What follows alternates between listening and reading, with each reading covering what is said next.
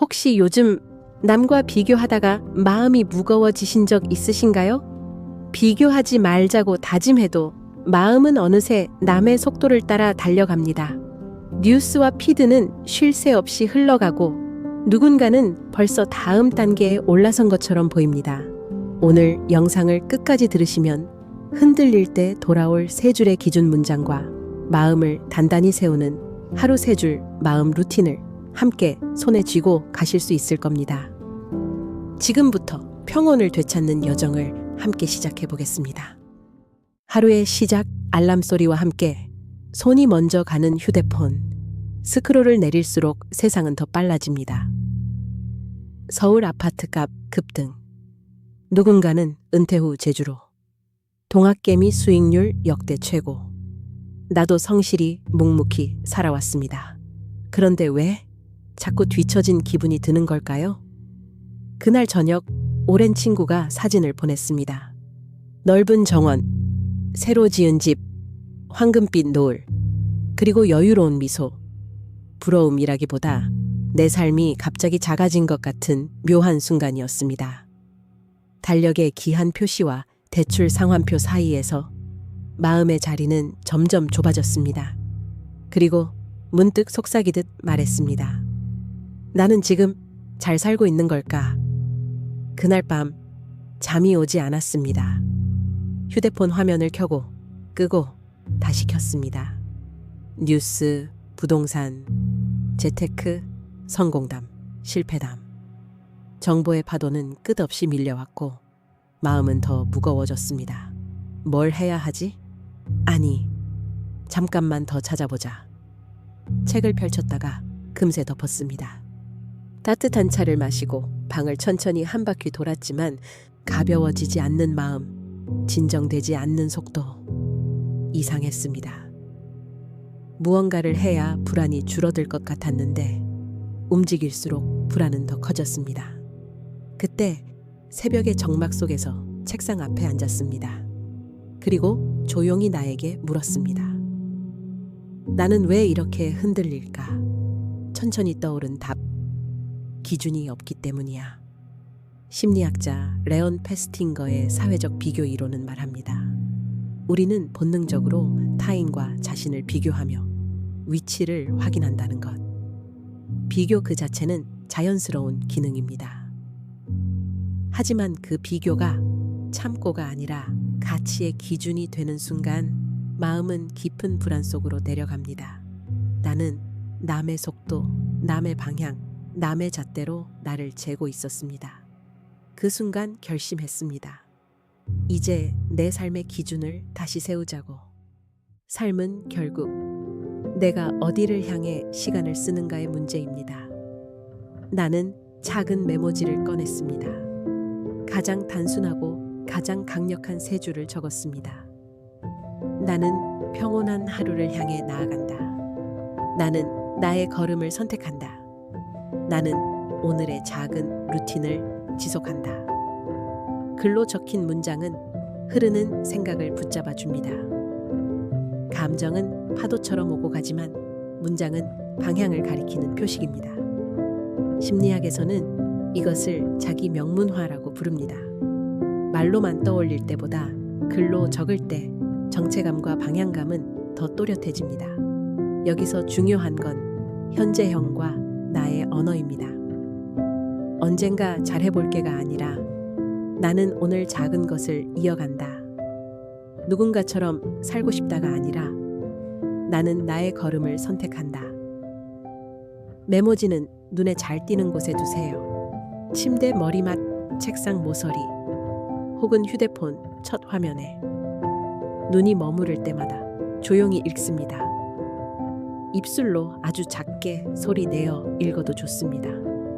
혹시 세 줄이 낯설게 느껴지신다면 이렇게 변주해 보셔도 좋습니다. 나는 비교 대신 관찰을 선택한다. 나는 속도보다 방향을 본다. 나는 오늘 한 가지를 끝낸다. 핵심은 남의 잣대를 내려놓고 나의 기준을 붙드는 것. 세 줄의 문장은 나의 내일을 설계하는 최소 단위의 설계도입니다. 시선이 머무는 곳이 하루의 방향을 만듭니다. 세상이 요란해도 내가 바라보는 곳이 마음의 중심이 됩니다. 비교는 언제나 나쁜 게 아닙니다. 하지만 타인의 결과를 나의 가치로 오해하는 순간 우리는 흔들립니다. 정보는 참고하되 판단은 나의 기준으로. 그래서 저는 매일 밤 3줄로 하루를 정리합니다. 첫째, 오늘 배운 것 1가지. 크고 거창할 필요 없습니다. 오래 미뤄둔 서랍을 정리하며 배운 작게 시작하면 끝낼 수 있다. 산책 중 들은 새소리에서 느낀 멈춤은 낭비가 아니라 회복이다. 이런 사소한 배움들이 방향을 조금씩 수정합니다. 둘째, 오늘 감사한 일 1가지. 따뜻한 인사, 편안한 잠자리, 다친 곳 없이 지나간 하루. 감사는 부족함의 목록이 아니라 이미 가진 것의 목록입니다. 그 목록을 바라보는 순간 마음의 기준점이 올라갑니다. 셋째, 내일 실천할 일 1가지. 단 하나의 작은 행동, 물 2잔 마시기, 10분 걷기, 책 5쪽 읽기, 계좌이체 1권 정리하기. 실천의 문턱을 낮출수록 지속은 쉬워집니다. 예시를 들어볼까요? 오늘 배움. 내 호흡이 빨라지면 판단을 잠시 미룬다. 오늘 감사. 따뜻한 국 1그릇에 마음이 풀렸다. 내일 실천. 아침 9시에 3줄 기준을 소리내어 읽는다. 이 3줄 루틴은 하루를 닫고 내일을 여는 작은 의식입니다. 세상은 그대로여도 마음은 단단해집니다. 평고는 그렇게 배움과 감사, 그리고 한 걸음의 반복 속에서 자라납니다.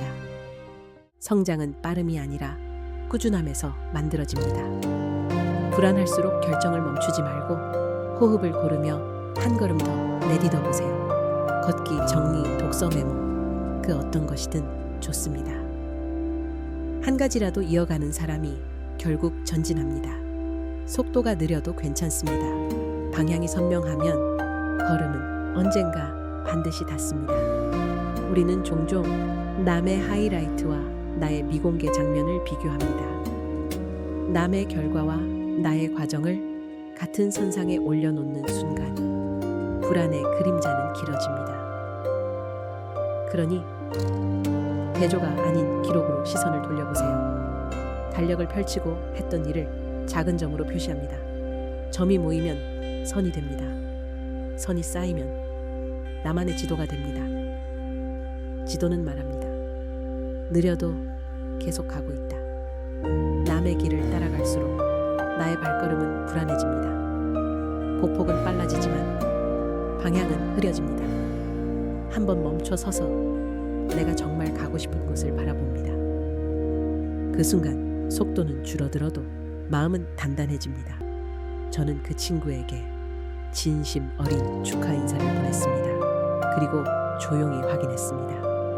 내 걸음 역시 충분히 아름답다는 것을. 나의 기준을 세울수록 속도는 느려도 길은 또렷해집니다. 평온은 누군가의 길이 아니라 내 길 위에서 자라납니다. 결론은 이렇습니다.